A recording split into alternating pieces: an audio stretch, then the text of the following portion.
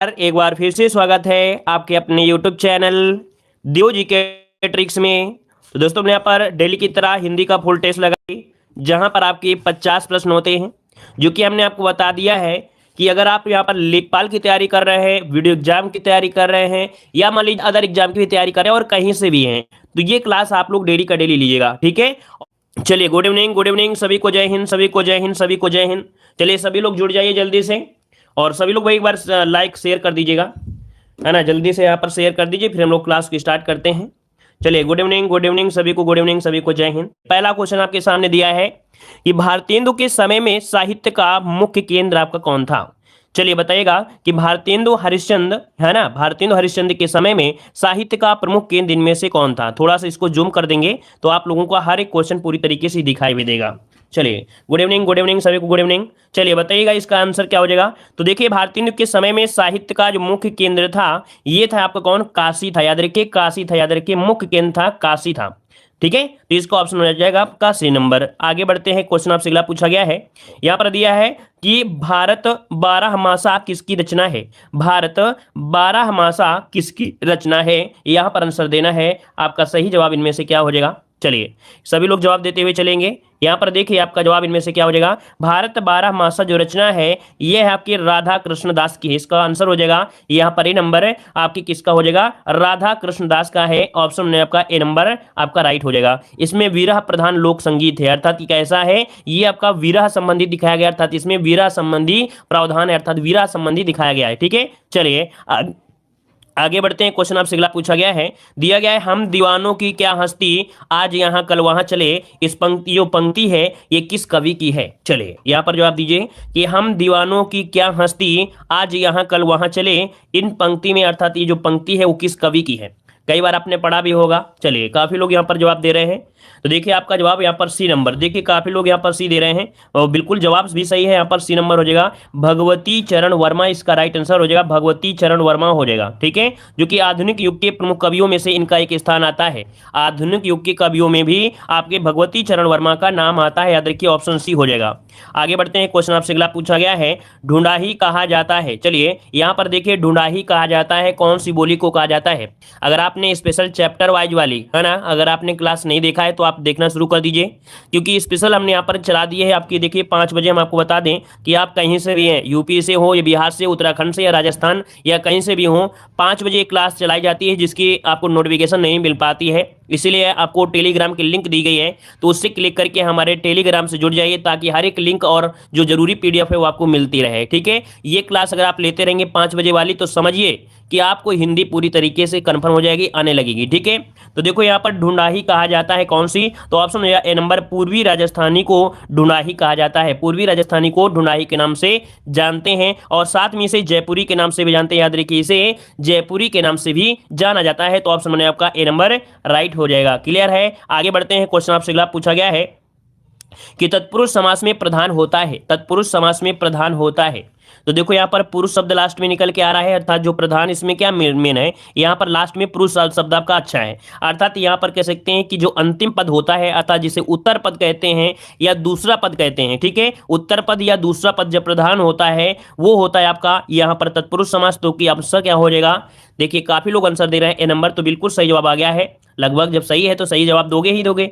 यहाँ पर आंसर हो जाएगा, दूसरा पद आपका प्रधान होता है, याद रखिएगा, ठीक है। चलिए, और देखिए पदों के बीच कारक चिन्ह भी होते हैं। याद रखिए, जो तत्पुरुष समास होती है, इसमें क्या होते हैं, कारक चिन्हों का भी प्रयोग किया जाता है। वो भी 6 कारक चिन्हों का ही प्रयोग होता है आपके समास में। तो ऑप्शन क्या हो जाएगा, ए नंबर आपका राइट हो जाएगा। आगे बढ़ते हैं, क्वेश्चन आपसे अगला पूछा गया है, कह रहे निम्नलिखित में से अच किस शब्द का पर्यायवाची है। अच किस शब्द का पर्यायवाची है। अच किस शब्द का पर्यायवाची है, तो यहाँ पर आंसर क्या हो जाएगा। चलिए अच की अगर हम बात करते हैं तो आपका जवाब देख सकते हैं, काफी लोग यहाँ पर दे रहे हैं अंग। अंग नहीं होगा भाई, ये होगा सी नंबर, आंख का होगा, ठीक है। अच होता है किसके, आंख का पर्यायवाची होता है आंख, और आंख को हम लोग कहते हैं नयन, नेत्र, चक्षु, है ना, दृग, विलोचन। ये सब पर्यायवाची किसकी होती हैं, अच की होती है, अर्थात आंख की होती है। नयन, नेत्र, चक्षु, दृग, विलोचन, ठीक है। चलिए आइए अगले क्वेश्चन को बढ़ते हैं। क्वेश्चन आपसे अगला पूछा गया है कि सत्याग्रह शब्द में कौन सा समास है। चलिए, सत्याग्रह शब्द में जो समास है, इनमें से कौन सा हो जाएगा सत्याग्रह। तो सबसे पहले इसे तोड़िए। अब इसे तोड़ेंगे तो क्या निकलेगा, सत्य के लिए आग्रह। क्या होगा भाई, सत्य के लिए आग्रह हो जाएगा। इसका मतलब ये हुआ कि जो के लिए है, के लिए शब्द जो निकला है किसमें होता है, आपके चतुर्थ या कह सकते हैं संप्रदान तत्पुरुष समास में। तो आपका आंसर क्या होगा, डी नंबर, तत्पुरुष समास का ये आपको उदाहरण है, तो ऑप्शन बन जाएगा यहां पर आपका डी नंबर हो जाएगा। क्लियर हो गया। चलिए आइए अगले क्वेश्चन को आते हैं। क्वेश्चन आपसे अगला पूछा गया है, अपकार का विलोम शब्द क्या होता है। अपकार का विलोम, देखो हमने आपको हमेशा बताया है कि अप होगा तो इसका उप जरूर बनेगा, लेकिन यहां पर दिया अपकार का विलोम तो क्या हो सकता है, उपकार, अपकार का उपकार। तो देखो यहां पर उपकार कहीं लिखा है, ऑप्शन सी आपका लिखा है। अपकार का होता है उपकार या कह सकते हैं परोपकार, दोनों ही हो सकते हैं। मतलब यहां पर जो आपके ऑप्शन है वो आपका सी और डी दोनों होंगे, उपकार भी हो जाएगा और आपका परोपकार भी होता है। तो इसके ऑप्शन दो बनने वाले हैं, सी और डी इसके आंसर बनेगा। नोट कर लीजिएगा, यहां पर जो आंसर होगा वो आपका सी और डी दोनों होंगे, क्योंकि अपकार का विलोम शब्द होता है उपकार भी होता है और परोपकार भी होता है। उपकार किसी का परोपकार मतलब ही तो वही हुआ ना। तो ऑप्शन क्या होगा इसका, इसके दो ऑप्शन यहां पर हो जाएंगे, सी और डी दोनों आपके आंसर बनते हैं। चलिए आगे बढ़ते हैं, कॉपी पेस्ट करते रहिए भैया, आंसर सही दीजिए। चलिए यहां पर देखो दिया है अभियुक्त का विलोम शब्द क्या दिया है, अभियुक्त का विलोम इनमें से क्या हो जाएगा, अभियुक्त का विलोम। चलिए अभियुक्त का विलोम वहां पर होता क्या है, यहां पर अभियोगी क्या होता है, अभियोगी। मतलब जो ऑप्शन है आपका डी नंबर है ये इसका राइट हो जाएगा, अभियुक्त का विलोम अभियोगी होगा। क्यों, क्योंकि अभियुक्त का अर्थ क्या होता है, देखिए अभियुक्त का अर्थ क्या होता है, अभियुक्त का अर्थ होता है व्यक्ति जिस पर अभियोग लगाया गया हो। क्या, व्यक्ति जिस पर अभियोग लगाया गया हो उसे अभियुक्त कहते हैं, है ना। और आरोपित व्यक्ति यदि होता है ना, तो यहां पर जो आंसर हो जाए आपका डी नंबर राइट हो जाएगा। चलिए अभियोगी। आगे बढ़ते हैं, क्वेश्चन आपसे अगला पूछा गया है, दिया गया आपसे सृजन का विलोम शब्द, सृजन का विलोम।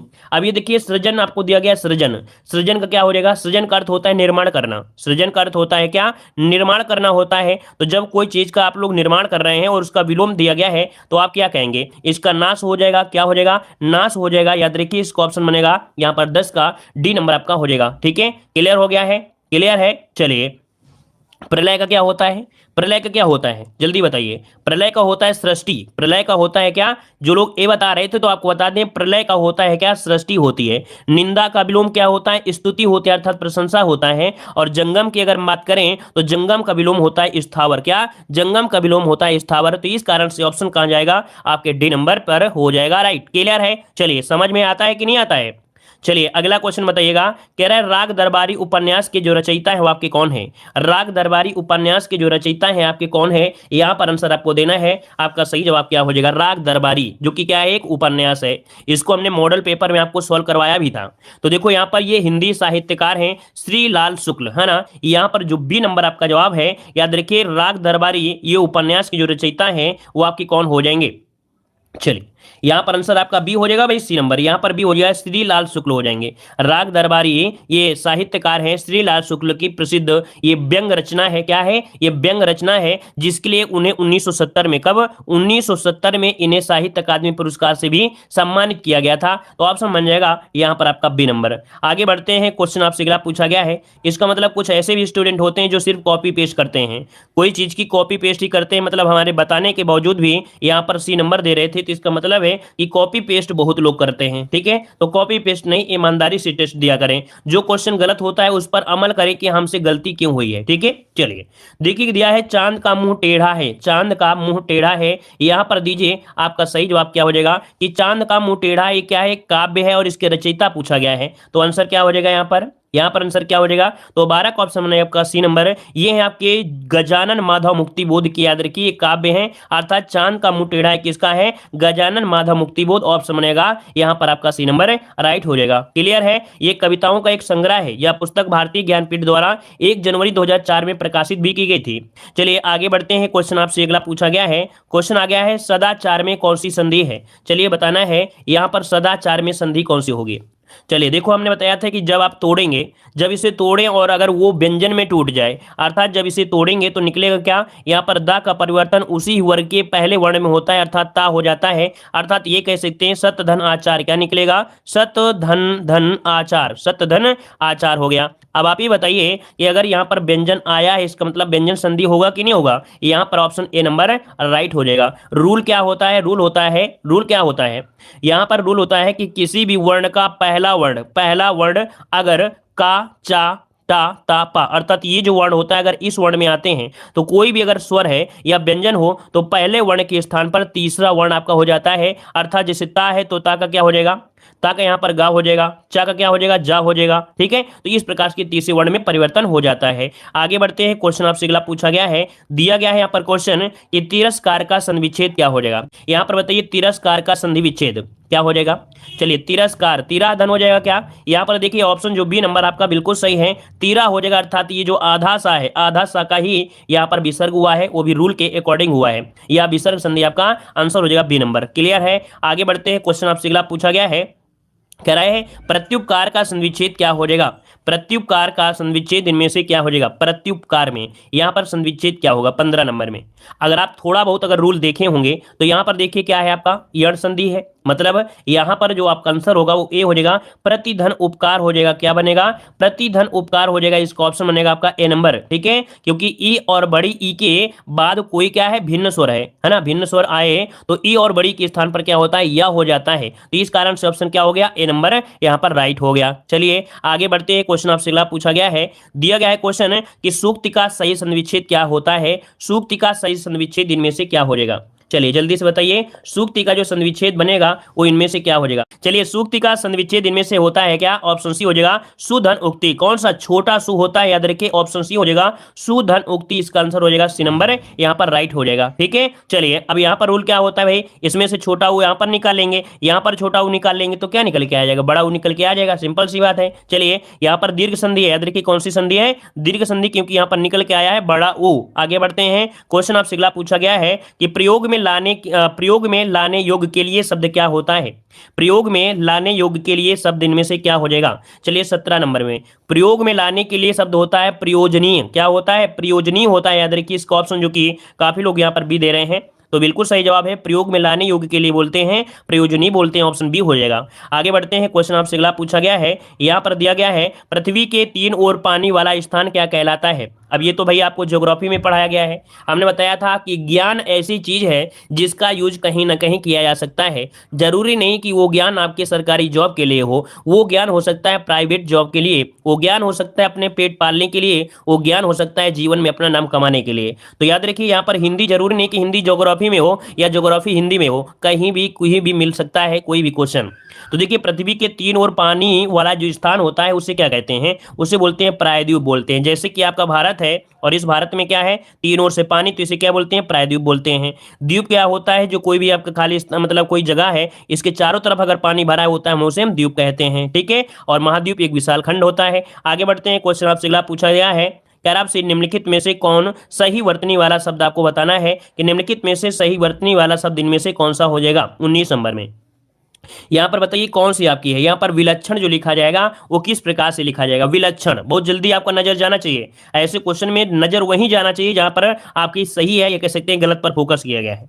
देखो विलक्षण ऑप्शन कौन सा हो जाएगा, विलक्षण आपके यहाँ पर दिए गए हैं कौन से, यहाँ पर विलक्षण और विलक्षण। इसका मतलब 19 वाले में जो आपके पास ऑप्शन बन रहे हैं वो आपके क्या बन रहे हैं विलक्षण। तो ये भी सही दिया है भाई, यहाँ पर ये तो गलत हो गया है, ये गलत हो गया है, लेकिन यहाँ पर देखिए जो आपका बी वाला ए वाला है और जो आपका कौन सा है सी वाला वो सेम लग रहे हैं ना। यहाँ पर आपके दो आपके इसके आंसर याद रखिए, यहाँ पर ए और सी आपके दोनों ही वर्तनी सही है क्योंकि आपके सेम लिखे गए हैं। चलिए आगे बढ़ते हैं, क्वेश्चन आपसे अगला पूछा गया है, दिया गया निम्नलिखित रूपों में से सही वर्तनी शब्द आपको बताना है, सही जवाब इनमें से क्या हो जाएगा।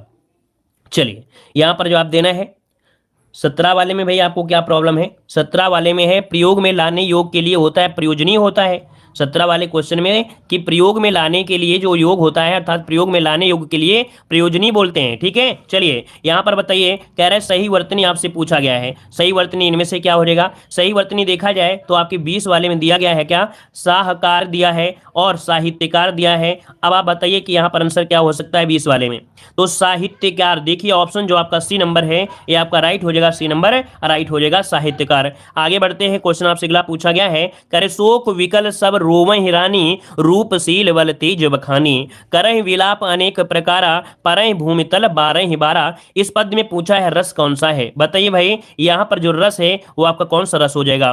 तो देखो इस में कर सकते हैं कोई वस्तु की हानि होती है या अनिष्ट होता है या जो प्री का विचार वे होता है, यहाँ पर क्या होगा सी नंबर करुण रस हो जाएगा, जो कि आपको हमेशा पढ़ाया गया है। ऑप्शन सी हो जाएगा करुण रस राइट हो जाएगा। चलिए आगे बढ़ते हैं, क्वेश्चन आपसे अगला पूछा गया है, निम्नलिखित में से कौन सा मात्रिक छंद है। जहां पर मात्राओं की गणना होती है उसे हम लोग मात्रिक छंद कहते हैं। तो 22 का ऑप्शन क्या हो जाएगा, यहां पर बताइए क्या हो जाएगा।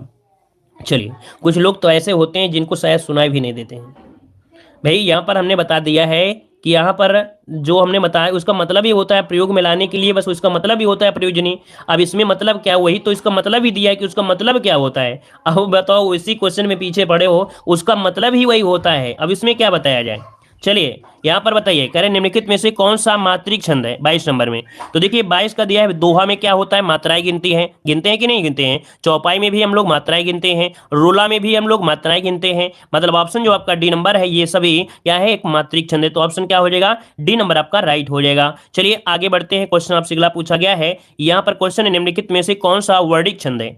अब देखिए बताइए वर्णिक छंद, इसके पहले मात्रिक छंद पूछा गया था, यहाँ पर पूछा गया है वर्णिक छंद। तो चलिए दोहा जो होता है कैसा होता है, मात्रा वाला होता है। चौपाई में मात्रा गिनते हैं, है ना। यहाँ पर रोला में भी मात्राएं गिनते हैं, लेकिन यहाँ पर जो दिया गया है सवैया, क्या दिया है सवैया। तो सवैया में क्या होता है, आपके वर्णों की गिनती होती है। क्या होती है, वर्णों की गिनती होती है। तो ये सवैया जो हो जाएगा वर्णिक छंद हो जाएगा। इसका अतिरिक्त देखा जाए आपका इंद्र वज्रा, उपेंद्र वज्रा, घनाक्षरी या कवित, ये सभी क्या होते हैं, वर्णिक छंद होते हैं। चलिए आगे बढ़ते हैं, क्वेश्चन आपसे अगला पूछा गया है। यहाँ पर दिया है तू रूप है किरण में, सौंदर्य है सुमन में, तू प्राण है पवन में, विस्तार है गगन में। उपरोक्त में से अलंकार आपको बताना है। आपका सही जवाब इनमें से क्या हो जाएगा 24 नंबर में। अगर आपने अलंकार का वीडियो नहीं देखा है तो आप लोग जरूर देख लीजिएगा कि हमने बताया था कि जब एक ही चीज हो, क्या, जब एक ही चीज हो उसको अलग अलग तरीके से बताया जाए, जब उसे अलग अलग तरीके से बताया जाए तो उसका अलंकार क्या होता है, उसे कहते हैं उल्लेख अलंकार। क्या होता है, उल्लेख अलंकार होता है। अतिशयोक्त नहीं कहना है। देखो अतिशयोक्त मतलब होता है कोई चीज को बढ़ा चढ़ाकर कही जाए। अब यहां पर दिया तू रूप है किरण में, वही चीज है उसको किरण बता रहा है। वही सुमन है, वही है उसको सुमन बता रहा है। वही उसको प्राण बता रहा है। बोलते हैं ना, जैसे क्या होता है कोई लड़का है लड़की है ना, तो कहते हैं तुम्हारे अलावा कुछ नहीं है, अर्थात जो भी हो सांसें मेरी हैं, जो भी है वो सब कुछ तुम ही हो। तो वो क्या होता है, उल्लेख होता है। देखो हमने आपको रटाने के लिए बोला है, यहाँ पर ऐसा वर्ड का यूज किया ताकि आपको याद हो जाए ये क्वेश्चन, कि जैसे आप लोग सिंपल सी भाषा में, आप लोग आधुनिक युग के हो और आधुनिक युग की भाषा में आप लोग आधुनिक युग समझते भी हो। जब से कि किसी भी एक चीज को होता है, मान लीजिए पर्सन अपनी लाइफ से समझिए कि अगर है तो उससे कई प्रकार से वर्णन करोगे, जान हो, फलाने हो, ढेकाने हो, दुनियादारी हो, मतलब ये उल्लेख होता है। ठीक है, जीवन में ये पॉइंट आपको नहीं भूलना चाहिए, याद रखिए ऑप्शन हो जाएगा बी नंबर उल्लेख हो जाएगा। ठीक है, एक ही चीज का जब कई प्रकार से वर्णन किया जाए तो आपका उल्लेख होता है। चलिए आगे बढ़ते हैं, क्वेश्चन आपसे अगला पूछा गया है। यहां पर दिया है कि चिंतामणि के रचयिता इनमें से कौन है। चिंतामणि के रचयिता इनमें से कौन हो जाएंगे। तो चलिए ऑप्शन लॉक करना है चिंतामणि, आचार्य रामचंद्र शुक्ल। आपने बहुत बार पढ़ा होगा, यहाँ पर देखिए रचना आपने पहली बार नहीं पढ़ा। ये हमें लगता है कि हाई स्कूल में जब थे तो आपको हाई स्कूल में यहाँ पर रामचंद्र की शुक्ल की किन्हीं दो रचनाओं का वर्णन करिए, ये क्वेश्चन आपने पढ़ा होगा। अर्थात यहाँ पर 25 का जो ऑप्शन हो जाएगा सी हो जाएगा रामचंद्र शुक्ल, इसका जवाब राइट हो जाएगा। ठीक है, हिंदी के निबंधकार अर्थात समालोचन ग्रंथ के रूप में जाना जाता है। आगे बढ़ते हैं, क्वेश्चन आपसे अगला पूछा गया है। यहाँ पर दिया है बादल का तत्सम रूप क्या होता है। बादल का तत्सम रूप इनमें से क्या हो जाएगा। तो देखो हमने बताया था बा तो जो हमेशा मिलता है आपको लगभग मिलता है तद्भव में, तो इसका मतलब है कि इसका जो आपका बा है उसका परिवर्तन वा में हो जाएगा। क्या हो जाएगा, वा में हो जाएगा। और वा के हिसाब से कौन सा आंसर आ रहा है, डी नंबर आ रहा है। तो बादल का जो तत्सम हो जाएगा ये हो जाएगा वारिद हो जाएगा। क्या हो जाएगा, वारिद हो जाएगा, याद रखिए वारिद हो जाएगा। ठीक है, क्लियर हुआ है। चलिए आगे बढ़ते हैं, क्वेश्चन आपसे अगला पूछा गया है। क्वेश्चन आगे आ गया है अनुचर में उपसर्ग क्या हो जाएगा। अनुचर में उपसर्ग इनमें से क्या हो सकता है। चलिए अनुचर में जो उपसर्ग है आपका कौन सा है। तो देखो अगर इसे आप तोड़ेंगे पहले बात तो क्या निकलेगा, अनु निकलेगा, जो कि बिल्कुल सिंपल सा जवाब है, ऑप्शन आपका सी नंबर हो जाएगा। इसमें जो चर है क्या हो जाएगा, मूल शब्द जो आपका है, मूल शब्द हो जाएगा वो आपका चर हो जाएगा। आगे बढ़ते हैं, क्वेश्चन आपसे अगला पूछा गया है कि अधीश में कौन सा उपसर्ग है। अधीश में कौन सा उपसर्ग होगा? चलिए सभी लोग यहाँ पर जवाब देते हुए चलेंगे। तो चलिए 28 नंबर में, तो देखो यहाँ पर अधीश, अर्थात इसको अगर हम तोड़ेंगे तो एक शब्द निकलेगा अधि। क्या निकलेगा? अधि निकलेगा। जब हमने यहाँ पर अधि निकाला तो इसका मतलब है कि बड़ी ई आपकी आ रही थी, इसका मतलब है बड़ी ई ही जो कि आपका आंसर क्या हो जाएगा? उपसर्ग दिया है, तो आपका आंसर आपका बी हो जाएगा, अधि इसका उपसर्ग निकल कर आ जाएगा। क्लियर है? मूल शब्द इसका जो आपका है वो क्या है? मूल शब्द इसका है ईस। क्या है? मूल शब्द जो इसका है ईस है, और उपसर्ग आपका है अधि, हो जाएगा बी नंबर। चलिए आगे बढ़ते हैं। क्वेश्चन आपसे अगला पूछा गया है कि क्रिया के जिस रूप में कर्ता के अनुसार लिंग परिवर्तन नहीं होता है उसे यहां पर, अच्छा देखिए, हाँ देखो दिया गया है कि क्रिया के जिस रूप में कर्ता के अनुसार लिंग परिवर्तन नहीं होता है वो आपका क्या होता है? यहाँ पर 29 नंबर में क्रिया के, यहाँ पर देखिए जो आंसर आपका डी है, अज्ञारात्मक रूप या अज्ञार्थक रूप की क्रिया के रूप में कर्ता लिंग परिवर्तन नहीं होता है। जैसे मान लो, हम एक उदाहरण आपको बताते हैं, तुम पढ़ो। क्या उदाहरण है? तुम पढ़ो, तुम पढ़ो, क्योंकि ऐसे समझ में आएगा नहीं क्वेश्चन। देखो तुम पढ़ो, ये किसके लिए बात हो रहा है? लड़की के लिए, ठीक है।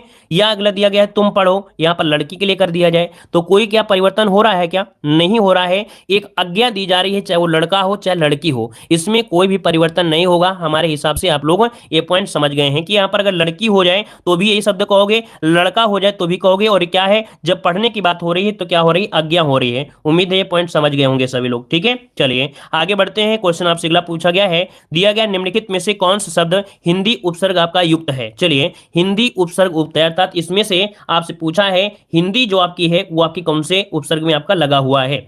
30 नंबर में। देखिए यहां पर 30 नंबर में आप देखेंगे कौन से पॉइंट में, ये जो आपका दिया गया है बी नंबर उन, है ना, इसमें उपसर्ग कौन सा निकलेगा? यहां पर निकलेगा जो उपसर्ग निकलेगा वो आपका उन उपसर्ग निकलेगा, जो कि ये हिंदी उपसर्ग है। क्या? ये हिंदी उपसर्ग है। उन का मतलब होता है कम, उन का मतलब क्या होता है? कम होता है। याद रखिए उन का मतलब होता है कम, अर्थात एक कम। एक कम मतलब क्या होता है? 49 होता है ना। एक कम 50 मतलब क्या हो गया? 49 हो गया कि नहीं? तो इसका मतलब हो गया 49 मतलब हो गया एक कम 50, ठीक है। तो ये हिंदी उपसर्ग हो गया। आगे बढ़ते हैं। क्वेश्चन आपसे अगला पूछा गया है, कह रहे पल्लव के रचयिता कौन है? आपको हिंदी साहित्य में हमने आपको लगभग सब चीज पढ़ा दिया है। तो देखिए आपका दिया है पल्लव के रचयिता इनमें से कौन हो जाएंगे?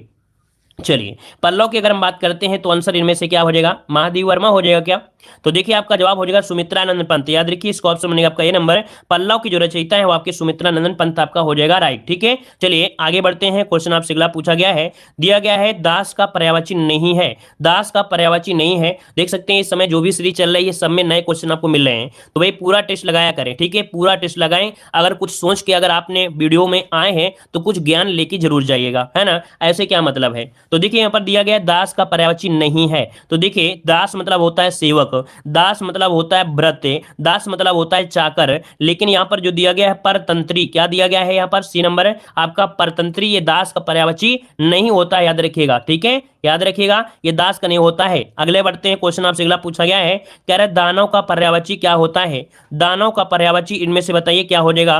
दानव का पर्यायवाची इनमें से क्या है? चलिए दानव की अगर हम बात करते हैं तो देखो दानव को हम लोग असुर कहते हैं, दानव को हम लोग धनुष कहते हैं, है ना, दानव को हम लोग राक्षस भी कहते हैं। मतलब आपका जो ऑप्शन हो जाएगा ये सभी हो जाएगा डी नंबर राइट हो जाएगा। आगे बढ़ते हैं। क्वेश्चन आपसे अगला पूछा गया है, कह रहा है निराला के किस काव्य संग्रह को व्यंग काव्य कहा गया है? कह रहे आपसे कि निराला के किस काव्य संग्रह को व्यंग काव्य कहा गया है? ऐसा कौन सा काव्य संग्रह है जिसे व्यंग काव्य कहा गया है? तो 34 का ऑप्शन में से क्या हो जाएगा? बी नंबर, यहां पर कुकुरमुत्ता हो जाएगा। बी नंबर याद रखिए कुकुरमुत्ता जो ऑप्शन है नोट करिएगा। ये सूर्यकांत त्रिपाठी निराला की प्रसिद्ध एक लंबी कविता है। कैसी है भाई? ये इनकी लंबी कविता के रूप में आता है। अगर क्वेश्चन पूछे कि इनकी लंबी कविता कौन सी है, तो ये लंबी कविता है कौन सी? आपकी कुकुरमुत्ता जो है ये लंबी कविता है, जिसमें कवि ने पूंजीवाद सभ्यता पर कुकुरमुत्ता के बयान के बहाने व्यंग किया है, ठीक है। तो ऑप्शन में आपका बी नंबर। आगे बढ़ते हैं। क्वेश्चन आपसे अगला पूछा गया है, किस कवि ने स्वयं को मैं ही बसंत का अग्रदूत हूं कहा है? किस कवि ने स्वयं को मैं ही बसंत का अग्रदूत ये कहा है? किसने कहा है? चलिए ये किसने कहा है? तो ये कहा है आपके निराला जी ने। इसका भी ऑप्शन बनेगा ए नंबर, यहाँ पर राइट हो जाए निराला जी हो जाएंगे, ठीक है। आगे बढ़ते हैं। क्वेश्चन आपसे अगला पूछा है, कह रहा आपसे तन पर नहीं लगता पान खाए अलबत्ता। चलिए 36 नंबर में, तन पर नहीं लगता पान खाए अलबत्ता। ऐसा बहुत आप लोगों ने देखा होगा जो नशेड़ी होते हैं, दारूबाज होते हैं, उनकी कपड़ा हो चाहे ना हो बनियान पहने टहलते रहेंगे, है ना, लेकिन पान मसाला दारू, ये तो चलता ही रहेगा, सिगरेट, है ना। तो यहाँ पर क्या होता है 36 का ऑप्शन क्या हो जाएगा कि झूठा दिखावा करना। यहाँ पर आंसर जो आपका है डी नंबर आपका राइट हो जाएगा कि तन पर नहीं लगता पान खाया अलबत्ता, ऑप्शन हो जाएगा डी नंबर राइट हो जाएगा। आगे बढ़ते हैं, क्वेश्चन आपसे अगला पूछा गया है, कह रहा है अपना हाथ जगन्नाथ मुहावरे का अर्थ बताना है। आपका सही जवाब क्या हो जाएगा, चलिए 37 नंबर में। चलिए, अपना हाथ जगन्नाथ मतलब क्या होता है कि अपना काम स्वयं ही कर लेना, अर्थात यहाँ पर दिया गया है कि अपने हाथ से किया काम अच्छा लगता है, ऐसा तो नहीं है।